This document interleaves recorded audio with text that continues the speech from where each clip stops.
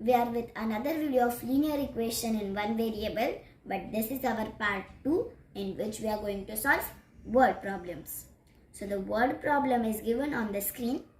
So you can see that the question says when added a number when added to its two-third. Means यहाँ पे वो लोग क्या बोल रहे हैं, एक अननोन नंबर है जहाँ पे when added to its, जब वो खुद से ही खुद के 2/3 से ऐड होता है तो उसका जो आंसर है, उसका जो सम है वो 55 आता है. So find the number. तो वो जो अननोन नंबर है वो हमें फाइंड करना है. तो हम क्या लिखेंगे, let the number be x. Small letter लिखना है जैसे पिछले वीडियो में बताया था. So then they are saying that when added to its two-third. So we will write when added, so आएगा 2/3. 2/3 मतलब 2/3 और नंबर है हमारा x. इसके लिए 2/3 x is equal to 55. मतलब equal to 55 मतलब हमारा आंसर 55 है, या फिर एडिशन कर रहे हैं इसके लिए हम बोल सकते हैं सम 55 है. So I will write that sum और आंसर इज इक्वल टू 55. ये पहले बेसिक जो गिवन डेटा है, the given data from the question should be written. फिर लिखना है अकॉर्डिंग टू द प्रॉब्लम. ये मतलब क्या है, जो हमने गिवन डाटा लिखा दिया है क्वेश्चन आंसर शीट में, उसके अकॉर्डिंग क्या इक्वेशन फॉर्म हो रही है. कि उन्होंने बोला है when a number added to its two third. एक नंबर है उसको इससे ऐड किया तो मुझे ये आंसर मिला. सिंपल सी बात है, x को उसके 2/3 से ऐड किया मतलब x + 2/3x आ रहा है मुझे 55 आंसर. तो हम लिखेंगे कि x ये अ नंबर हो गया, व्हेन एडेड टू एडिशन की साइन हो गई, इट्स 2/3 इसका 2/3 मतलब 2/3x हो गया, इक्वल्स टू 55. इक्वल टू की साइन दे दी, 55 लगा दिया. नाउ ये तो हमारी क्वेश्चन 1 वाली इक्वेशन जैसे हो गई. Now for this rules and regulations, all the rules are explained. Please check the first part of the video. The link is given in the description. So let's come back. तो इसका answer हमें पहले x निकालना है क्योंकि उन्होंने बोला है फाइंड द नंबर. तो कैसे करेंगे सबको पता है अभी. 2/3x और x लाइक टर्म्स है तो इसको हम लिखेंगे x/1 लिख सकते हैं.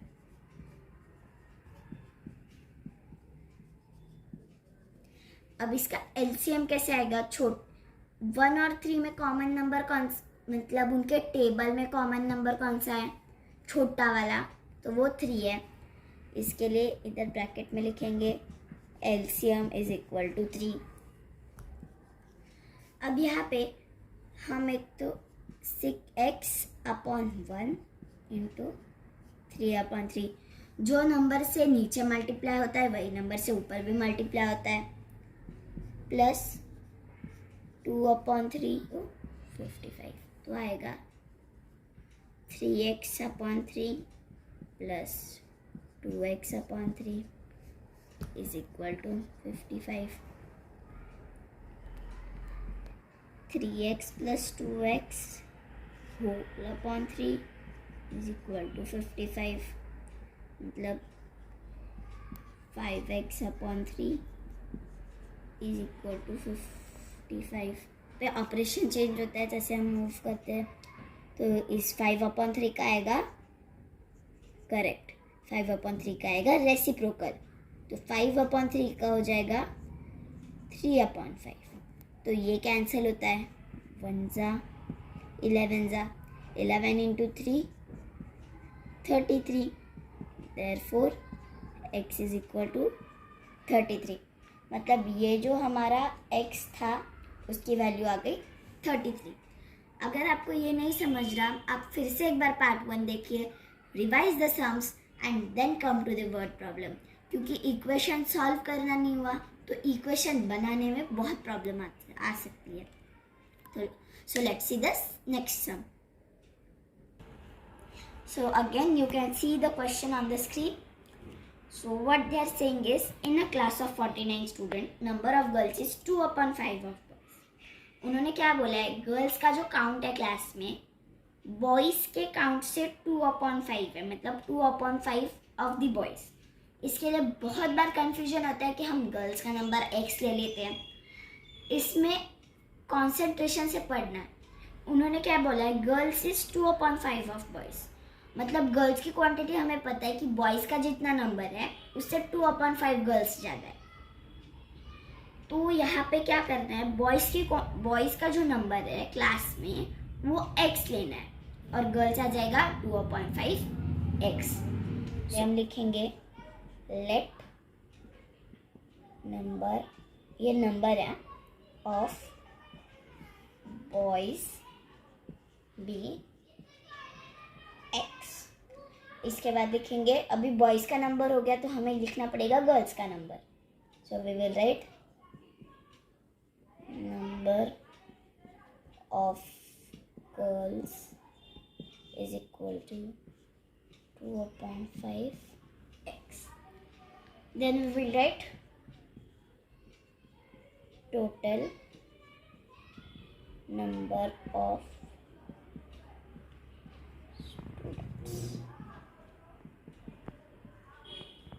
सो अभी ये तो पिछले सम जैसे ही हो गया. यहाँ पे क्या करना है, ATP मतलब according to problem this plus this is equal to 49. Same हो गया ना, तो हम क्या लिखेंगे ATP. सो ATP है हमारा x plus 2/5x is equal to 49. So अभी आपको ये पता है कैसे करना है, so quickly we will solve this.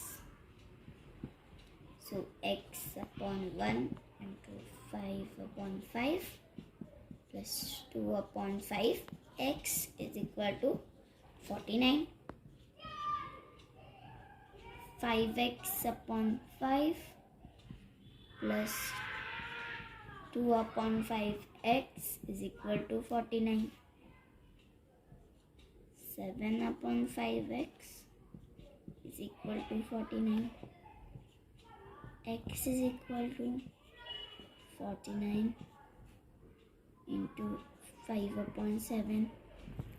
7 ones are 7, 7s are 49. So it will be 7 into 5. 7 into 5, 7 5s are 35. Therefore x is equal to 35. So they have asked to find only the number of boys. तो हम girls का नहीं find out करेंगे क्योंकि boys का ही बोला गया. अगर गर्ल्स का नंबर बोलते हैं तो 2/5x मतलब 2/5 into 35 लेंगे. I'll just show you. 2/5x है, so it will be 2/5 into 35.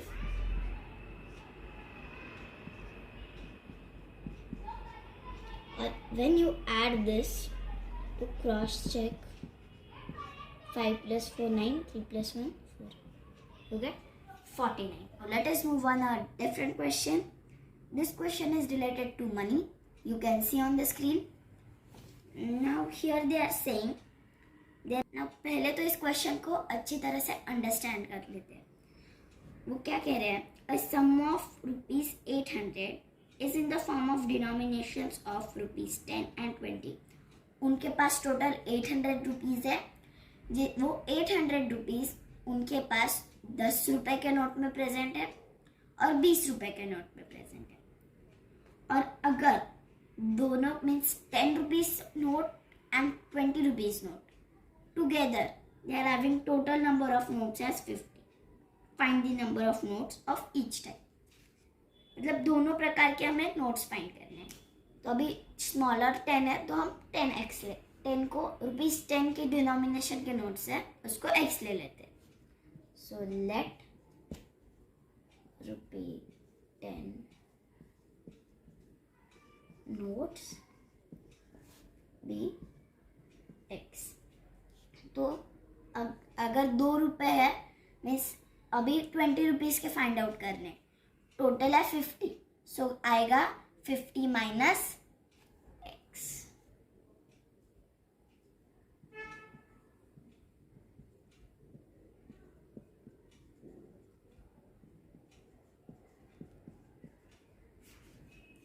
Then यहाँ पे ऐसा क्यों लिया है? आप ऐसा भी ले सकते हो कि late 20 rupee notes be x और 10 रुपीज़ को 10 रुपीज़ भी ऐसे प्रेजेंट कर सकते हो, नो प्रॉब्लम, क्योंकि यहाँ पे स्पेसिफिक कुछ नहीं दिया हो। Now let's see what we have to do further. पहले लिख लेते हैं total amount is equal to ₹800, total number of notes is equal to 50। अभी देखते हैं कि what we have to do further. Now आपको आपके मम्मी ने भेजा है शॉपिंग और आपको दिया है 4 10 रुपी नोट्स, मतलब ये पेपर है और आपको मम्मी ने ये, और ईच पेपर की वैल्यू है 10 रुपीज़ और आपको आपके मम्मी ने से 4 पेपर दिए। तो आप क्या बोलोगे? 10 ये 10 plus this 10 plus this 10 plus this 10, तो आपके पास कितने होते हैं? 40 रुपीज़। मतलब जो वैल्यू है उसकी, पेपर की वैल्यू है 10, उसको आपने किससे मल्टीप्लाई किया? नंबर ऑफ नोट्स से मल्टीप्लाई किया। उसको आपने क्या किया? नंबर ऑफ वैल्यू को नंबर ऑफ नोट्स से मल्टीप्लाई किया। तो सिमिलरली यहाँ पे भी हमें यही करना है। हमारी वैल्यू है 10, नंबर ऑफ नोट्स है x, इसके लिए 10 इंटू एक्स 10x वैल्यू लेंगे और यहाँ पे नंबर ऑफ नोट्स है 50 माइनस x, तो नंबर वैल्यू लेंगे 20 इंटू 50 माइनस x। तो देखते हैं, पहले वैल्यू ले लेते हैं। Values ₹10 notes is equal to, हमारा क्या आएगा? वैल्यू है 10, नंबर ऑफ नोट्स है x इंटू 10 इंटू एक्स, तो आएगा 10x। तो अभी हमारे x नोट्स की वैल्यू कितनी हो गई? 10x। तो 20 रुपीज़ के नोट्स की वैल्यू कितनी होगी? तो एक नोट की वैल्यू कितनी है? 20, नंबर ऑफ नोट कितना है? 50 माइनस x, सो ब्रैकेट में लिखेंगे। क्यों लिखेंगे? क्योंकि 20 दोनों से मल्टीप्लाई, इसको इससे भी मिलना है और इससे भी मिलना है, इसके लिए।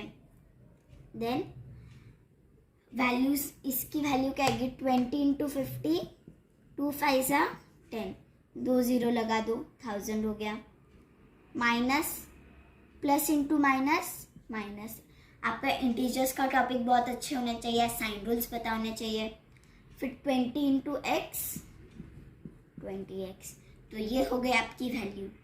अभी अकॉर्डिंग टू क्वेश्चन, प्रॉब्लम और क्वेश्चन, तो यहाँ पे ये 20 रुपये की वैल्यू इतनी है, 10 रुपये की वैल्यू इतनी है। ये वैल्यू जब हम ऐड करेंगे तो हमें 800 रुपये की वैल्यू मिलती है। तो नोट्स नहीं लेना है, वैल्यू लेना है। सो अकॉर्डिंग टू क्वेश्चन लिखेंगे 10x प्लस 1000 माइनस 20x, दे रहा है आपको क्या? 800 दे रहा है ना। तो 10x और 20x लाइक टर्म्स हो गए, तो हम उसको अरेंज करेंगे कंफ्यूजन ना होने के लिए।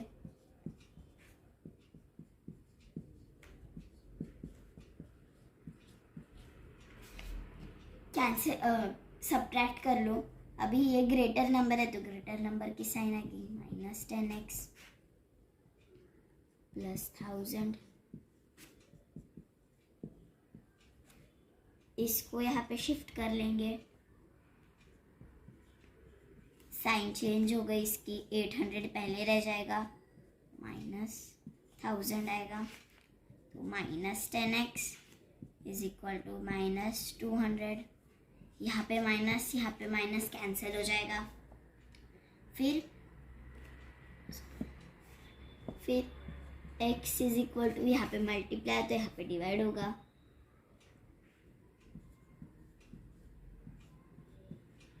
जीरो कट कर लो, आगे answer. Therefore x is equal to 20। आपका क्वेश्चन कंप्लीट हुआ? नहीं हुआ, क्योंकि you have to still find the number of notes containing ₹20। ये 20 रुपीज़ तो आपकी हो गई, इसकी वैल्यू, ये x है आपका 10 रुपए का नोट, तो आपके टोटल जो 10 रुपए के नोट है वो है आपके 20 है, तो इसमें से आपको 20 रुपीज़ के नोट निकालने हैं। देयरफॉर आपके नंबर ऑफ ₹20 नोट्स क्या लिया था? 50 माइनस x लिया था ना, तो इसके लिए 50 माइनस 20 तो क्या आ जाएगा? 30। और 30 प्लस 20 मिला के कितना होता है? 50 मतलब टोटल नंबर ऑफ नोट्स की वैल्यू आ गई। तो ऐसे ही करते हैं मनी रिलेटेड सम। याद रखिए, मनी रिलेटेड सम में अकॉर्डिंग टू क्वेश्चन के वक्त वैल्यूज लेना है, और जब उसका आंसर आएगा और नंबर ऑफ नोट्स या फिर ऐसा कुछ निकालना है, तो जो ऊपर का लिया था ना x और whatever 50 माइनस x, तो वो कंसिडर करेंगे। Let's move on next sum. Now again let's take a different sum. तो as you can see on the screen, ये थोड़ा एज रिलेटेड सम है, सो लेट्स सी। अभी उन्होंने क्या बोला है? Vikas is 3 years older than Deepika. First of all ये लाइन पे कॉन्सेंट्रेट करो कि Vikas is 3 years older than Deepika, मतलब विकास पता है हमें कि दीपिका की जो एज है उससे +3 विकास की एज है, तो इसके लिए हम किसकी एज x लेंगे? करेक्ट, दीपिका की एज को x लेंगे। So let us write the first statement की लेट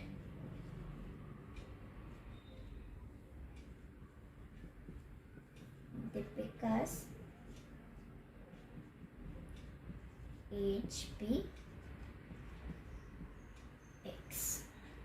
फिर उन्होंने क्या बोला है? Vikas is 3 years older than Deepika, तो क्या आएगा? विकास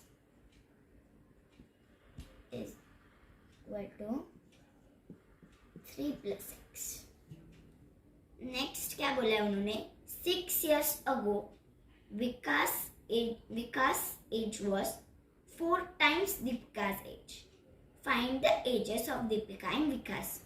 उनका क्या कहना है कि 6 साल पहले 6 years अगो विकास की जो एज थी वो दीपिका के एज से 4 times ज़्यादा थी, तो अभी उनकी एज क्या होगी? तो हम लिखेंगे यहाँ पे 6 years अगो। तो 6 years अगो दीपिका की एज थोड़ी x होने वाली, समझो 10 साल के हो, तो 6 साल पहले थोड़ी आप 10 साल के रहने वाले हो, 6 साल पहले आप 4 साल के रहने वाले हो ना, तो दीपिका's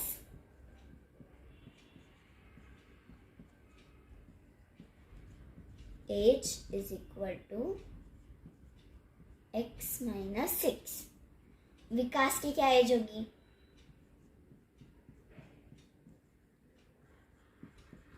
उन्होंने सीधे सीधे बोला है, तो उन्होंने क्या बोला है कि विकास की अभी की एज है 3 + x, तो 6 years पहले उसका भी तो सब्ट्रैक्ट होगा ना, तो 3 + x माइनस 6 क्यों किया है? क्योंकि यहाँ पे क्या लिखा है? 6 years अगो। 6 years अगो मतलब क्या? 6 साल पहले, तो इसके लिए means we are going back in the time, therefore we are subtracting, time में पीछे जा रहे हैं, इसके लिए सब्ट्रैक्ट कर रहे हैं, तो -6 हो गया। इसके लिए अभी अकॉर्डिंग टू प्रॉब्लम। एक चीज़ है कि यहाँ पे अगर हम ऑब्जर्व करेंगे तो यहाँ पे दो कॉन्स्टेंट्स है 3 और 6, तो इसे हम यहाँ पे भी माइनस कर सकते हैं या फिर नीचे रिप्रेजेंटेशन में भी कर सकते हैं। पर यहाँ पे क्या तो इजी होगा, तो मैं यहाँ पे कर देती हूँ कि मतलब x -3 आएगा, क्योंकि माइनस की साइन 6 को है तो -3 आएगा। इसके लिए 6 साल पहले 6 years ago विकास की एज होगी x -3। तो अकॉर्डिंग टू प्रॉब्लम क्या लिखेंगे, x -3। अभी उन्होंने क्या बोला है, was 4 times दीपिका's एज। उसकी जो एज है 6 साल पहले उसकी एज दीपिका के एज से 4 गुना थी। मतलब इसके लिए 4 times दीपिका की एज क्या थी 6 साल पहले, x -6। तो इसके लिए आएगा x -6। अभी इसको इक्वेट कर लेंगे। पहले x -3, 4 into x 4x, plus into minus minus, 4 6 are 24 और 6 4 are 24। अभी ये 4x को यहाँ पे लाएंगे, यहाँ पे प्लस है तो यहाँ पे -4x, ये -3 को यहाँ पे भेजेंगे,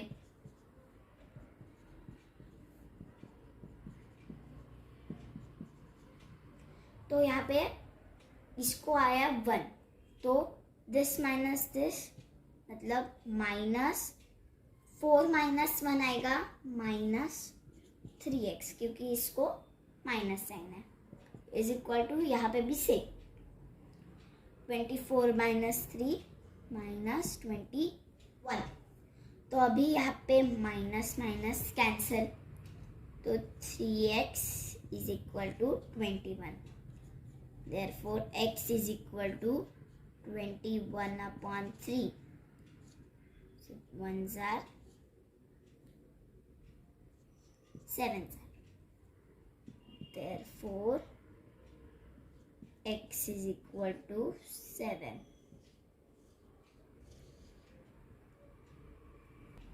Now what they are saying कि find their ages, तो उनकी एज फाइंड करनी है। अभी इसकी तो हो गई दीपिका की एज, इसके लिए x ली थी दीपिका की एज, सो हम लिख सकते हैं therefore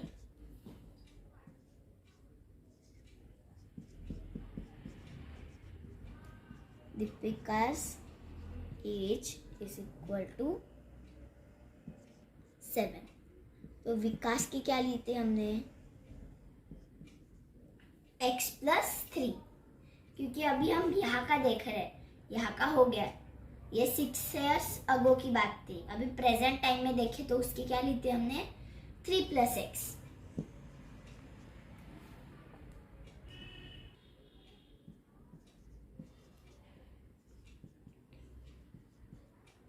x + 3 3 + x सेम ही बात हो गई।